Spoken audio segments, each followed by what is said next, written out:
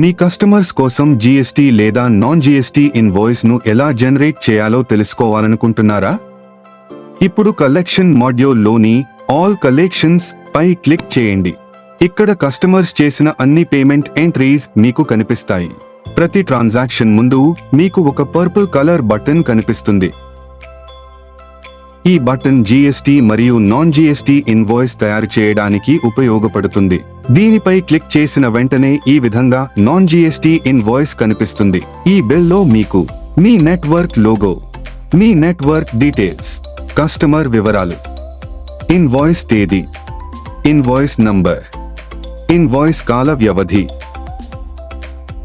Billing వివరాలు, connection వివరాలు లాంటి చాలా డీటెయిల్స్ చూడవచ్చు. బిల్లో ఏమైనా అప్డేట్ చేయాలంటే పై ఉన్న వ్యూ ఎడిటింగ్ ఆప్షన్స్ బటన్ పై క్లిక్ చేయండి. ఇక్కడ మీరు ఇన్వాయిస్ నంబర్ను అప్డేట్ చేయవచ్చు, డిస్క్రిప్షన్ను అప్డేట్ చేయవచ్చు, ఇన్వాయిస్ పీరియడ్ను సెలెక్ట్ చేయవచ్చు, ఇన్వాయిస్ స్టార్ట్ డేట్ మరియు ఎండ్ డేట్ను సెలెక్ట్ చేయవచ్చు.